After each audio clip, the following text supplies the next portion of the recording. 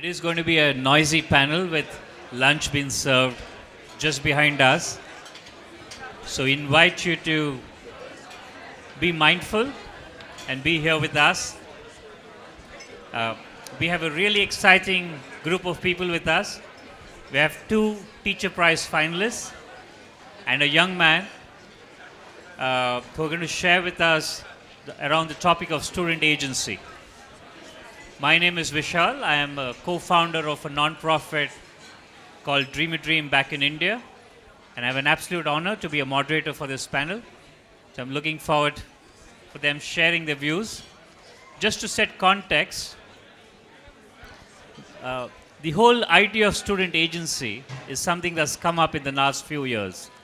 There are a lot of global conversations happening around it, a lot of debate. It is not an easy topic to talk about. There are questions around what is student agency? Is there something like too much student agency?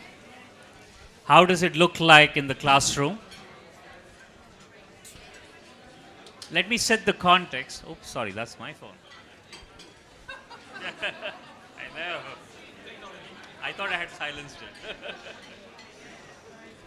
Let me set a quick context. I met a 14-year-old girl in our program.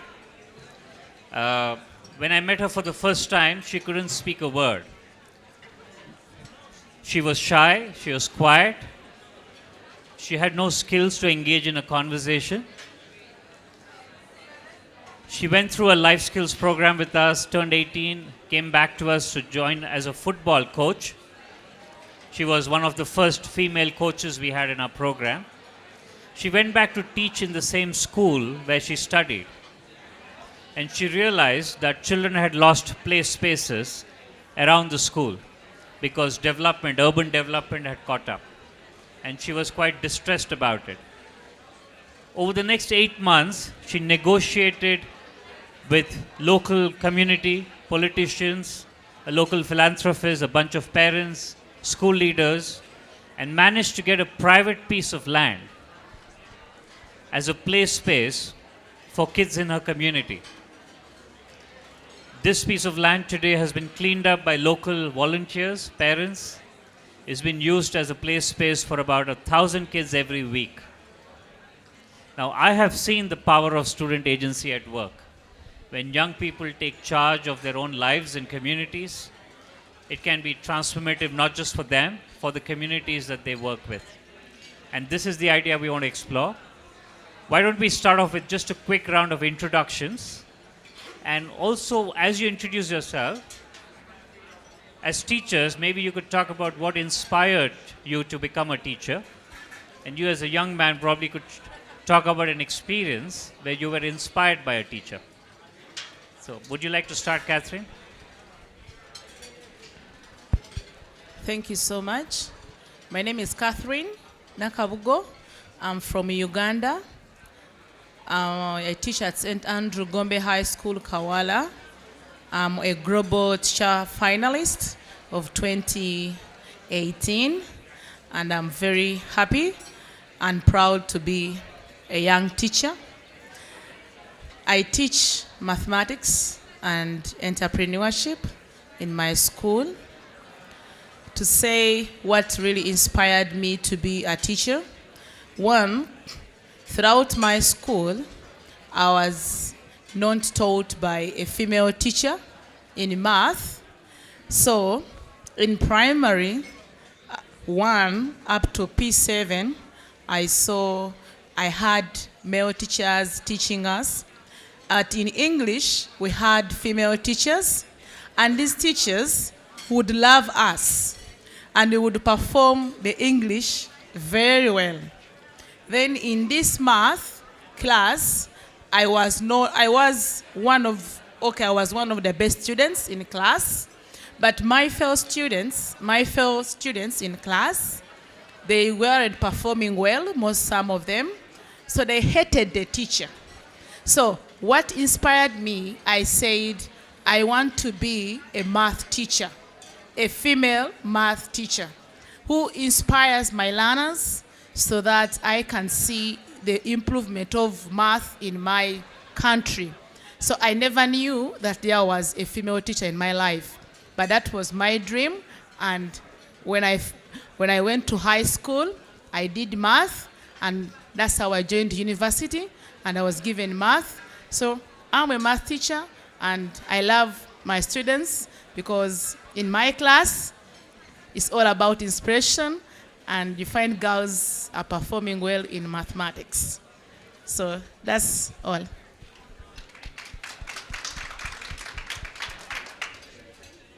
Okay, I'm Daisy Mertens from the Netherlands. I teach in a primary school, all subjects, in the 5th grade. And what inspires me to become a teacher is actually my home situation at a young age was not safe.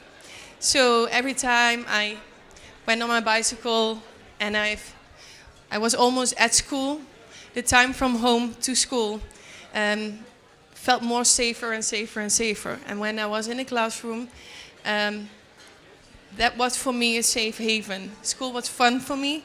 I really a place where I don't have worries at all. And I had also one teacher, teacher Corrine. She really gave me a true sense of confidence and self-actualization, and how she did it. And she was so sweet. When I have to say something about it, she was actually really, really sweet. And she was kind, and she was a teacher who gave you a hug. And yeah, it inspires me to give children also that safe place at school, and which I didn't have in my youth at home.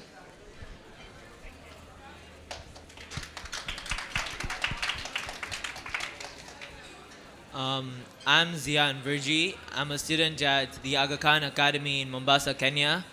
I wouldn't say a specific teacher that inspired me. I think all my teachers inspire me in their own way because of all that they've done for me. And but something I'd like to mention is, so I joined the Aga Khan Academy 3 years ago. And joining the academy, I think, was probably the turning point of my life because it allowed me to, obviously, it created the environment for student agency, take initiative and take charge of my education. I understood the value of how important this education can be and how it can take me further. And it has also given me the opportunity to start up a project that I'll be talking about later. Yeah, thank you. Thank you, Zian. Lovely. So I'm going to probably start off with Daisy and Catherine. How do you define for yourself student agency in your context? Daisy, you work in Netherlands, you work in Uganda, Catherine. So in your own context, how do you define student agency? And how does that play out in your classroom? Yeah. Will you start? Yeah. For me, student agency is all about ownership. In the Netherlands, we have a lot of freedom and autonomy, but it's a different kind of way how to use autonomy and how to be an owner of your own learning process.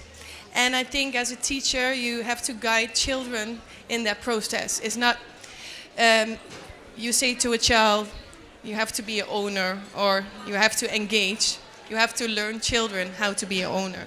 And you have to give them tools and also motivate them to engage. So, for example, children in my classroom, I let them think about their own goals. When it comes to multiplication of 3, for example, one student, she's actually 11 and she don't know any multiplication, only 1 and 2. So I sat with her and we had like a personal development conversation together. So I asked her, what is your next goal? So she wants to learn to multiply 3. And so I asked her, what do you need in the process and why do you want to achieve that goal? And which resources do you need and what do you need from me? So when you ask children that kind of open questions, they really engage in a specific goal and in the end in their whole learning process. And I believe it's about truly listen to children and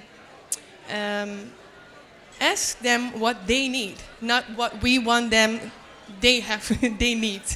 And in most of the time as adults, we think for the children. But I believe that we have to be really open-minded towards children. And when you are set all the stuff and all the opinions in your head behind and ask them, what do you need to achieve this specific goal? Then they become owner. And it can be in a goal, but for example, a child comes to me and he or she wants a new eraser. I tell them, what do you want? And sometimes they get sick of me asking them, what do you want? But it's really about what do they want? And then they say, yeah, I want a new eraser. And sometimes it's actually quite big. And I can think, it's not necessary, but then I ask a new question, why do you want it? And sometimes there's a very good reason for it, to have a new one. So, yeah. Yes, thank you so much. To me, student agency, as my colleague Daisy has said, I'm just going to give it in the context of my country. I think students agency is giving the children the voice, the empowerment, the encouragement, to giving them the right to say what, not to say really what they want, but empowering them in class to be able to pour out, to send out their voices into the classroom, into the school. At my work, where you work, we are really empowering the students to make sure that they send out their voices. First of all, in our classrooms, we have class monitors. I don't know whether in Netherlands you call them class monitors, but we have class monitors, we have class counselors, we have class mentors. So you find that a kid is really empowered to feel comfortable in a class, and the teacher will be the last resort to solve a problem in the class where I teach. So I believe that students agency, it's about giving those students the voice and empowering them to say what is right. Sometimes we get it wrongly, whereby students ask. And for example, in my country, Uganda, we don't want to give students a lot of rights to say. You find that sometimes when students are not, when they are not given that chance to have the voice, to articulate their issues, to be empowered, that's why you find most of the times we are not in, you cannot find a kid being here like this guy here, because he's not empowered. So I believe that students agency is about empowering that kid, giving them the right and showing them, but with the guidance of the teacher. Because strikes are made when students are not guided and their voice is beyond the empowerment that we give them. That's what I understand. Thank you, Catherine. I'm going to come back to you with a provocation. But let's hear from Zian. Zian, how do you understand student agency as a young person? Okay, so for me, I remember one of my teachers telling me that they aren't teachers, but they are facilitators. And keeping that in mind, I thought about how a class, personally, I believe that in any class, it's more of a two-way learning process. It's not the teacher standing in front of the class and just giving information. It's more of a two-way learning process. It comes from the students and the teachers. And also, I know that like people say that the teachers are always right. And I may not necessarily agree with that. I mean, they are really, they're very like special, but it's not always the case. In any class, the teacher is also always learning, and it's a two-way learning process. So for me, that two-way learning process is something that that always comes in mind when I think of student agency. So let me be a bit of a devil's advocate here for both of you teachers. I was talking to someone yesterday about student agency, and they said teachers love the idea of student agencies as long as students are listening to them. Right? Now, one big critique of student agency is the whole idea that when you give voice and we empower the students, they might make choices that are different from yours. And there's a sense of letting go of your power and authority when you bring in the idea of student agency. How do you see that? I totally agree. I have nothing to add to that.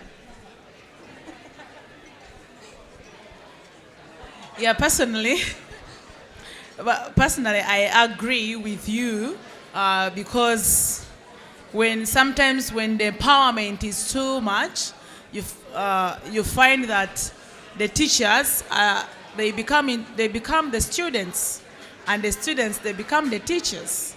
So I agree with the students' agency. I agree that we empower the students, but we should guide them on this empowerment.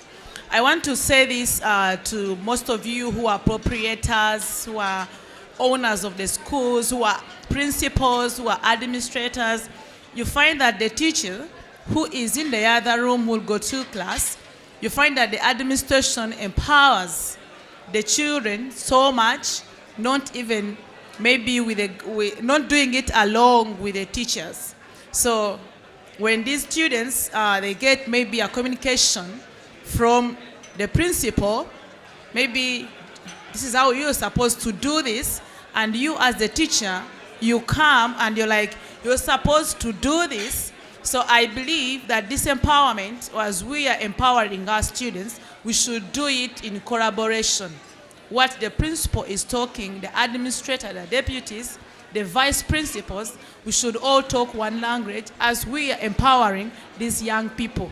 Otherwise, we all know that once the empowerment goes beyond, the next thing is a strike, is kicking the teacher. Oh, that's, I really believe. So, in a sense, you're saying it's also contextual. That in a context like Uganda, it could go completely the other way, where students could go on strike and get violent too. But is that really student agency then? That's not student agency. Because student agency also, while you're talking about giving voice and empowering, it comes with a sense of purpose. Right? It comes with a sense of direction. So I'll probably go back to Zian. Zian,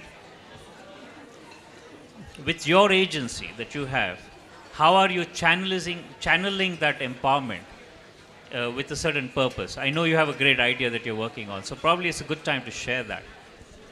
Okay, so because of student agency, as part of the IB curriculum, I had the opportunity to carry out a personal project that's a requirement between year 9 and 10. And that's a very good form of student agency because it gives you a lot of choice and it empowers you to start up a project of your own, which is mostly to make an impact in your community. But, and to the previous question that you asked them is, how can you distinct that these students don't go out of, the empowerment is not too much that they can go to strike. So the personal project has sort of boundaries that you have to accomplish, or you have to write a report. You have to make sure that your project has different skills that you are that you gain from it. So that's a very good example of student agency. So personally, for my personal project, I was able to use that student agency and channelize it to make an impact in my community.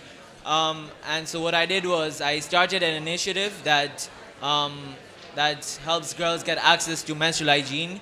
And we do this by producing and distributing reusable sanitary packages and equipping girls with the necessary skills to not only give themselves, but also their communities access. And it has a very exponential effect that we're looking at.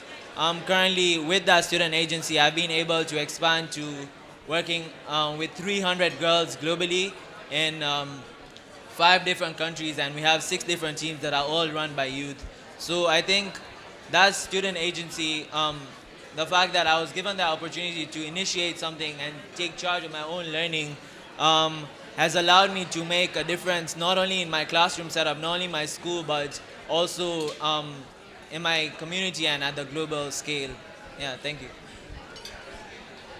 Thank you, Zion. Zion, so I'm going to provoke you to. Yes, we should clap. Come on. We don't have to hesitate to clap. It is a great project. Would too much student agency be bad for you?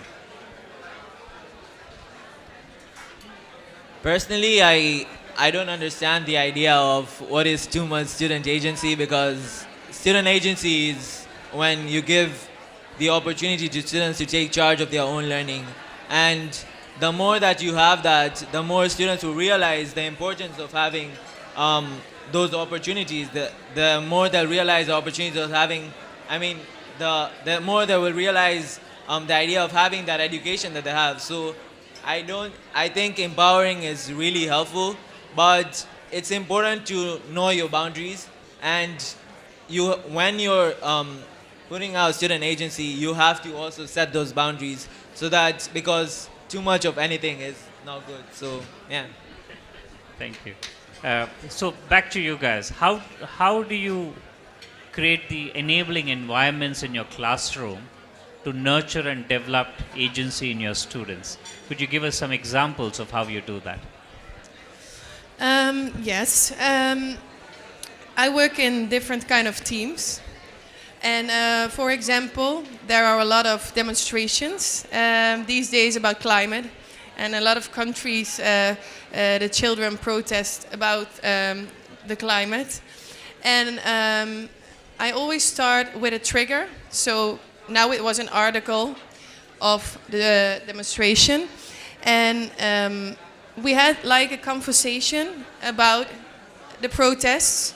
And children, actually we sit in a circle and ask, again, open questions. What do you think about the climate, and how can we engage and be more nicer for the planet? And when you start a real small conversation, and only with one question you open up a conversation, and children discuss this team with each other. They can do it. Actually, when I guide them in the discussion process or the conversation process, they can do it themselves, and they can come up with a lot of ideas. And then actually I record the conversation, and then I listen it back, and I write a text about what we discussed. So I use the text for reading comprehension, the whole team, and I put out the vocabulary words. So they really engaged in the team, and actually they are not realizing they are learning, because they are doing like vocabulary, but they have so much fun in it because it's about something they want to change. And they came up with, we have to tell the council they have to get more bins in our region. And as a teacher, it is my profession to check the curriculum and to do what works from an evidence-informed purpose, and then set activities. So I think it makes my job so much more fun, and my profession, and I feel like an expert when I can do that. And work together with the students. What you said is like from two. I learn, I have to learn, but also the children learn. We do it together actually. And then it's when it starts becoming fun, and I think school have to be fun.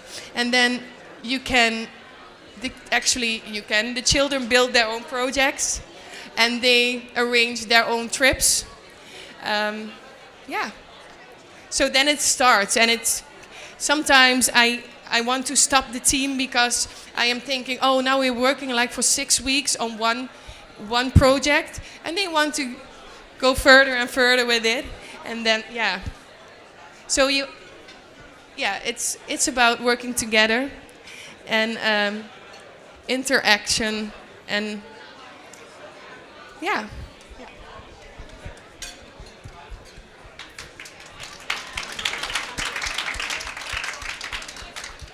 Thank you. For me, the examples of student agency that I have in my school, in my classes. One, I teach math, but I try to make sure that the math is really interactive and the students have to take the initiative. You know, when I was studying, I never went to the to the whiteboard. Yeah, in Uganda we call them blackboards because they are painted black. So we don't have smart boards, 98% of schools don't have smart boards, don't have whiteboards. So now I never went into the front to do any number on the board. So in my class, as he said, that the teacher said that I'm a facilitator, though I'm a teacher. So in my class, when I'm going to teach, for example, this topic I taught, and my students really took charge. They saw that they have been empowered also to teach me. We said about simple interest. And I told them to go to the computer lab and do a presentation. I gave them guiding questions. So these students, they went to the computer lab, they researched about the work, they did a presentation in a class, and they felt happy. So I always put my students first on the front. So when I'm going to have a topic to cover, I give it to them to go and research about it, read about it, that they come tomorrow and they are able to discuss for the class. So I feel that one has empowered them in mathematics, and they feel now they can pass. They even feel they're more than me. And I'm like, yeah, guys, it's okay, you're more than me. But it has improved their performance. So I believe the second one, in my school, we have what we call on every Saturday, we call it a director's meeting. So these children, they are given a chance to ask questions, to come in front and tell the school administration, like, come and present something, talk about anything in school. So we are developing them into that way. And then secondly, we have, as I told you in our classes, we have the class captains, we have the class counselors. So these students are empowered to give their voices, to even know the hierarchy, that I'm a class captain, but a class counselor is above me. So they handle themselves through that way, and we have seen the school changing, and they handle issues like big people, like even when the teacher, before you come in, already the problem is solved in the school, in the class. So that's how we are doing part of the student agency that we do.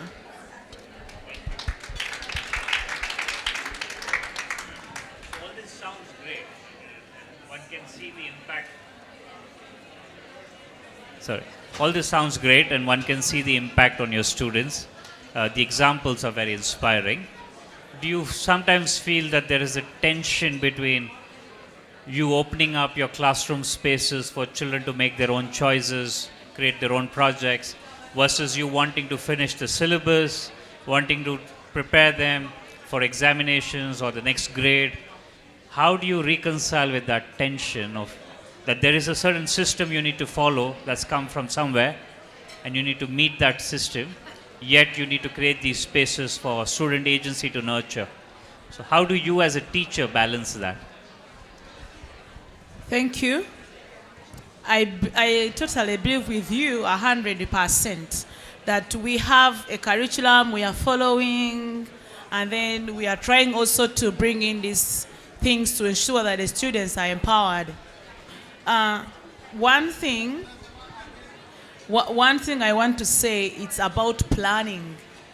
you can finish. I always tell my students, it's not all about finishing the syllabus, but it's about how have we finished it, how has it empowered you, how has it impacted on you, because you can finish the whole textbook of maths, but when somebody has not been changed.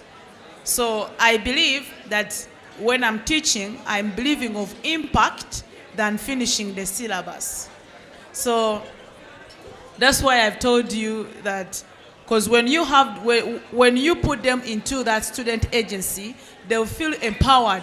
They'll feel the sense of belonging. Remember, I told you that when I was schooling, some people hated math. Why? Because the teacher was standing in front of us every day, and we weren't doing anything.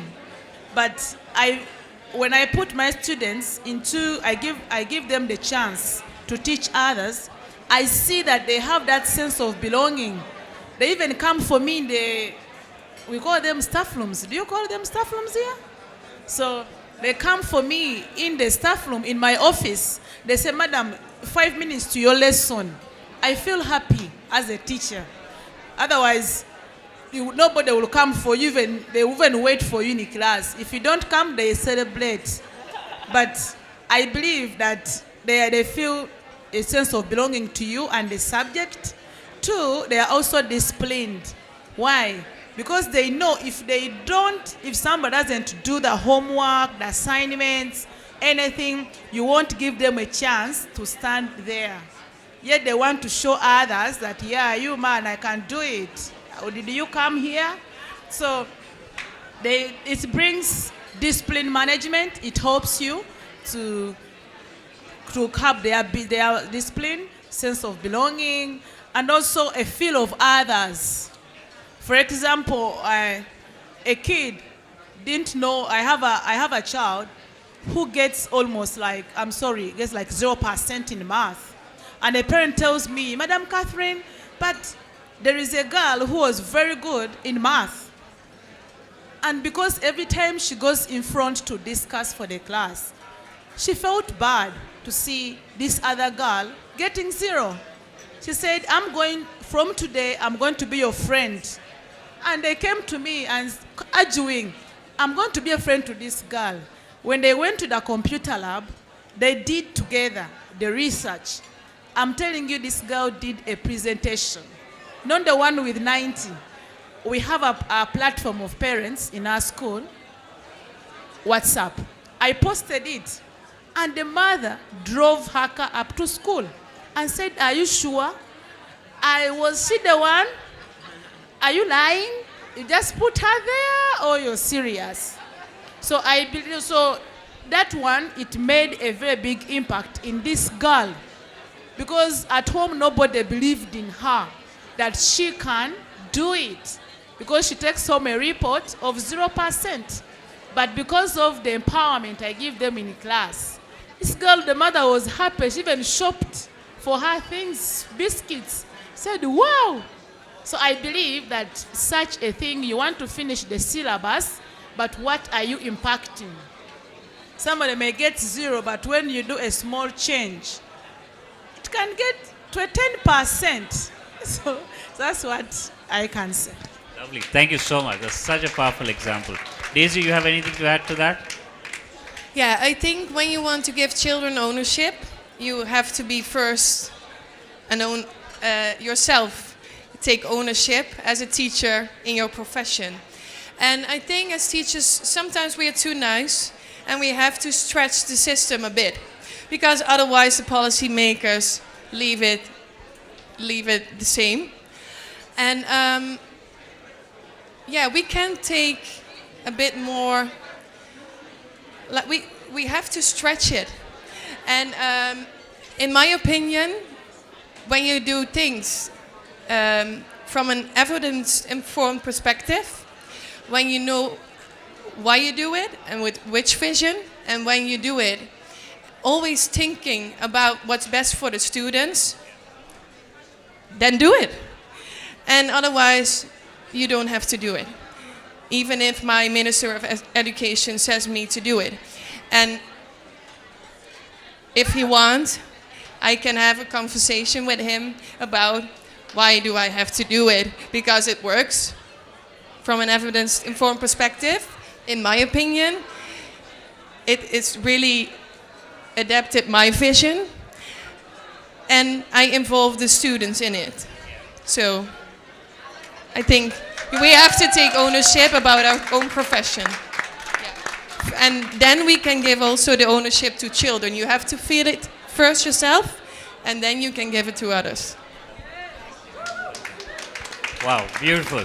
What inspiring answers. I'm going to ask one question to Zian, and then we'll open it up for the audience to ask questions.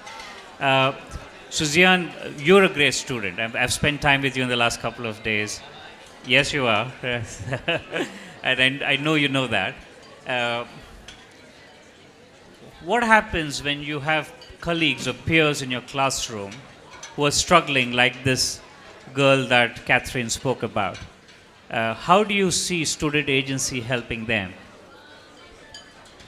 So personally, I feel like first in terms of like class discussions, let's take that as an example. In every class, there are introverts and extroverts, and you cannot expect you cannot expect everyone to participate in class. I remember I used to be one of those students that used to just listen, and it would be very hard for me to engage in classroom participation.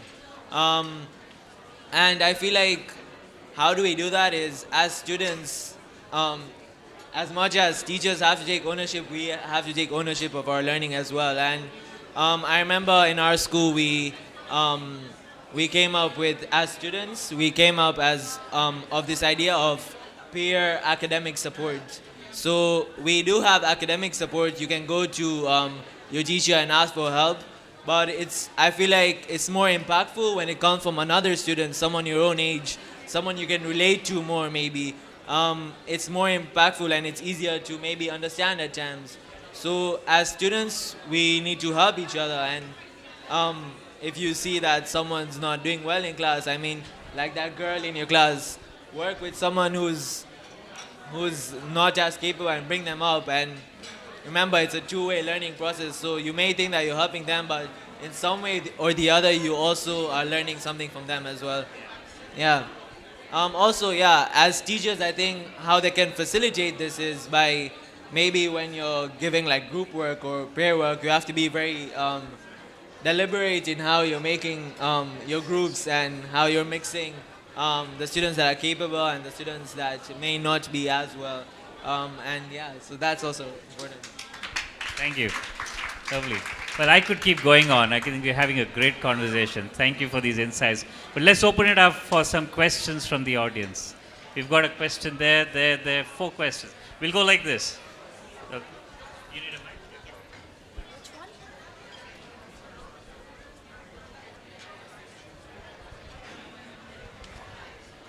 Thank you very much, moderator. I am Haji Nasa from Uganda, where Catherine comes from. I am from Uganda, where Catherine comes from. I want to thank the panelists. Mine is not a question, but sharing experience. I was a head teacher for a secondary school for 17 years. I became head teacher at 29 after giving up a government job to start a private school. And what I think that student agency is possible when a teacher has a personal vision about the children and a mission. I personally, having served in a government secondary school for 8 years, I discovered that we are treating, our philosophy of children was that they are all problematic, they all are impossible, they all can't manage. My own philosophy was that all children are geniuses, they have a potential to nurture. And that's when I started the school, that was the philosophy. And I think my tips are: 1, if you want to create a student agency, 1, involve them in making key decisions that affect them. For example, in that school, when I recruited the first students, I asked them about to come out with the school vision, the mission, in a meeting of this nature, to decide even on their own uniform. And that was the beginning of it. Whenever there was a development in the school, we had our forum to discuss the issues. To the level that one time we lost a student in the school. I just called them and said, our colleague has died in the school. What do we do? There was no strike in the school. They took it upon themselves to protect the school, to talk to the place, to do everything. It was not us talking, it was them. So this, once you give the children a voice, involve them in making decisions, engaging one-on-one. By the way, we even came up with we had a drug problem in the school. And when we arrested one, instead of chasing him, we sat down and said, you have a problem. How did you come into this? How can we help you? And when he recovered, he came back to start the drug policy in the school. So once you engage the learners, involve them in issues which affect them, definitely you create that student agency. And it is overall in all aspects of the school, not only in the academics. Thank you, Catherine. Thank you, Finland. Thank you, Aga Khan. Most welcome. Just an invitation, if you're making a comment, please do, but keep it small.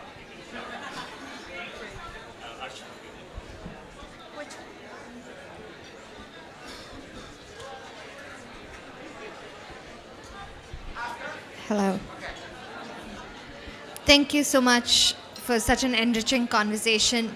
I just love to know this esteemed panel's opinion on the current climate strike, climate change related strike that Greta Thunberg is hosting across. I mean, what started in Sweden and has now spread across to so many different countries. I find the conversation around strike and too much power for students, what's just right. Would just love to know the opinion of each of the panelists on the strike and get a sense of it. Thank you.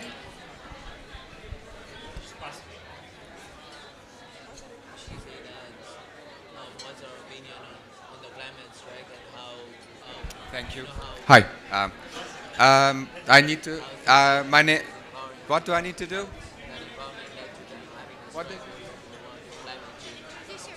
Yeah. Okay. I would like to say something. Yes. Okay, so personally, I think that I feel like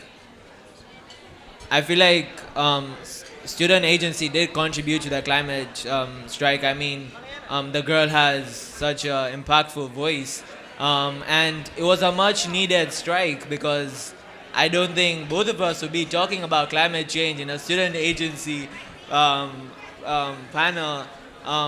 And it's much needed. It's a very serious problem, and it's students all over the world who went on strike, and it's getting people talking, and it's gonna facilitate towards making some sort of change. So personally, I think it was much needed, and student agency did contribute to it in a good way. Personally, I think the strikes are not needed when you be proactive in an earlier stage. So if we engage students in such huge issues and have dialogue sessions within the schools and with policymakers and together with all the councils, then we can put such kind of huge issues in the curriculum or in that kind of way. So I think it can be beneficial to learn from it, what now happens, and be more proactive in it.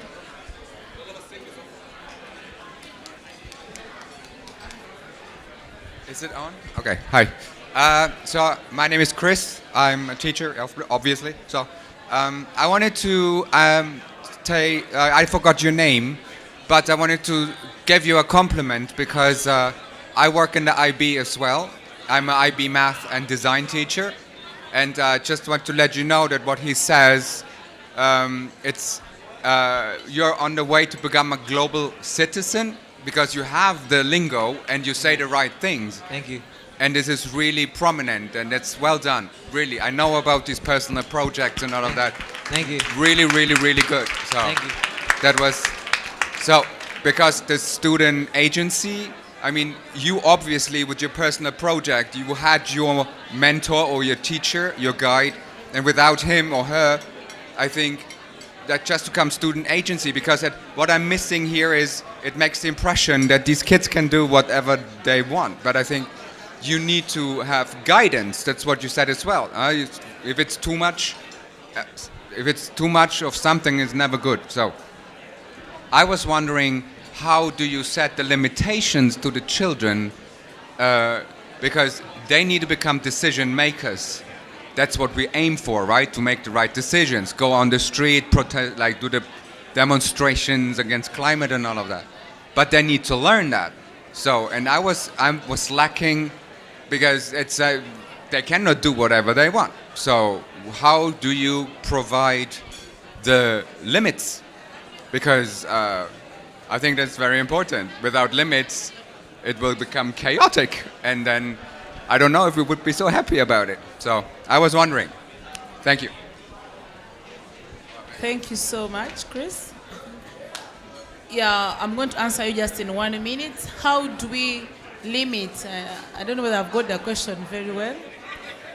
Yeah, we always have we have assemblies with the students, and the students, they have school rules and regulations. So the rules and regulations, they are guiding them. However much they are being given this voice to say, but they cannot go beyond the school rules and regulations. That's what I can tell you. What I think it's important, also when you want children to feel owner, you have to set standards and norms together. So it's not about my limitations, but we have to discuss what, I don't know how, I don't want to call it limitations, but discuss what the norm is, actually. So involve them in it. And then it is not, together we set the standards and together we set the norm. Yeah, no, I do agree. I'm sorry, I just because these children, you say how do they know what the limit is if you don't tell them? And this is what I was wondering about, is because it's our responsibility. The IB profile, for example, you should talk to him. It says it all. It is very, very, very interesting. They need to know. If you don't tell them, how shall they know? That was I was wondering about. So, yeah, I don't tell them. we, by discussing and having a dialogue, I think there always becomes like a norm, and then you reflect on it, and sometimes you don't give limitations and let them do. And then when they do something, in my opinion, wrong, then we sit and reflect. And they look back and we evaluate the process, and then they can learn themselves to have limitations, but not because of what I want, but what they want themselves or together as a group. Thank you. I'm just going to add a bit of a comment on that. I think the question to reflect on is, we as educators, and I know I'm an educator myself, why are we scared to trust the children? That they will make healthy choices. They might be different choices from us. Those choices might not agree with the choices I would like to make or I would like them to make, but could we trust them to make their own choices and learn from those choices? No one today tells me as an adult what I can't or can't do. It's expected for me to know. Kids know too. If that young girl that I spoke about, when she started looking out for play spaces, everyone in the community told her, "You're just 21 years old. Don't get into this politics. This is not for you. This is for adults." If she had listened to that, kids today wouldn't have had play spaces. So sometimes we have to, as educators, learn to trust, and it's okay to not keep limits, and create at least a container and a set of agreements where we can have reflections about what we learned through the journey. It's about building that muscle of taking creative risks. Right? So we have another question. Yes.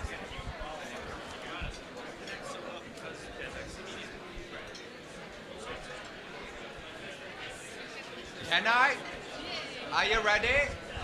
Sorry, I'm going to stop you. Sorry. I want to have everyone's the gentleman here. No, yeah. It's fine. I just hello. I'm Somser from Nepal. I just want to ask a very simple question for a teacher. Because in the classroom there are many students. Some students are very clever and they learn very quick. And some students are very weak and they learn very slow. So how we integrate? Thank you so much. Thank you. I didn't get your name, but I got your country from Nepal. So I know in the classrooms, we have students of different levels of understanding, if I can call them. But I want to, as he said, that when you are making groups, when you're grouping the students, ensure that the students are not all of the same higher thinking, order thinking. So when you're grouping, for example, in my class, we have groups for math groups. So in the groups, when I'm making them, I look at the list of marks. I make sure that at least if a group is making like 10, the 3 they are good, maybe the other 3 and the other 3. So you need to balance them so that they help each other. Otherwise, you cannot make the other group alone, and then because there won't be any improvement in.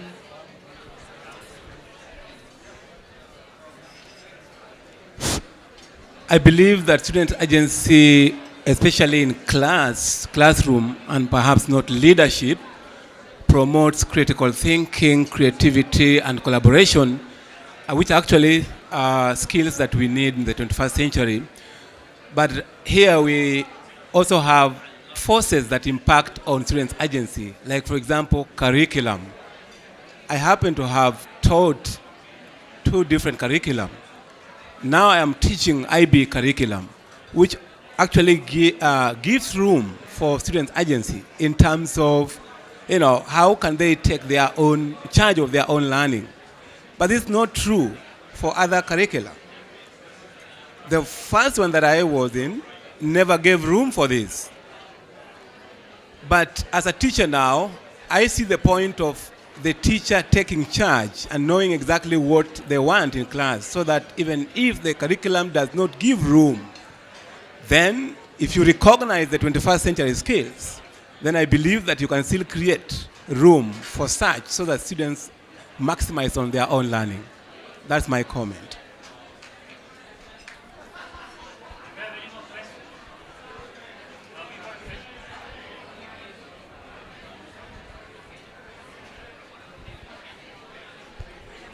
Hi, it's Sean Robinson from Canada. I'm a teacher.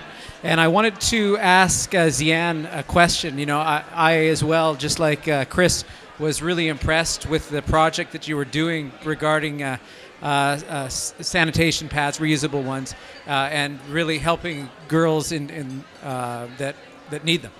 Now, do you find that you have been given something like a digital portfolio or a way that you can share this fantastic project out into the world? Or is it something that this is the only maybe opportunity that you've had to share? Because I believe that it is very important that when these fantastic and inspiring projects happen, that students share them out, or tweet them out, or share them on Instagram or something like that, because a lot of educators are on these platforms, and it just gives us great ideas, and we can reshare, and then it really can inspire the world. It can cause great change. So the question really is, do you find that you have a platform? And if you don't, then I would suggest that you keep on sharing. So thank you for the question. So we do have our digital platforms. Right now we're just on Instagram and Facebook. It has been really helpful, because when I started my project, I was only based in Mombasa in my school, But then when I started posting on these different social media platforms, other youth like me that were interested reached out and they're like, we want to help, we want to do something in our community. And through that, I was able to expand to all the different countries. All the other, I haven't, 3 out of the 6 teams, I haven't even met them in person. It's just been over Skype and over social media, but the change that they are bringing is as important. So I really acknowledge how you brought the importance of using social media as a tool to bring that change and impact. Yeah, thank you.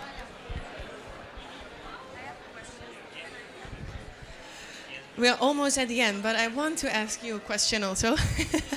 If you had any advice for teachers, what would you give as an advice for us to do for us in the future, or to when I go Tuesday back in my school? What should we do? Okay. I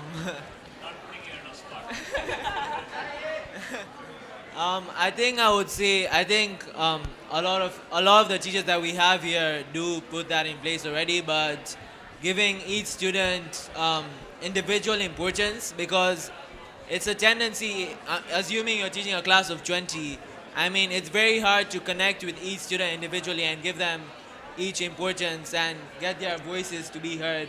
But in every different way, I'm sure each student has something that someone else doesn't have. Each student is unique in their own way. So it's very important to give that individual importance, understand where the students are coming from, if they're performing well or if they're not. Each student has a story, each student has a purpose, and it's very important to reach out to each and every student and give each student that importance. Yeah, so that's what I'd say.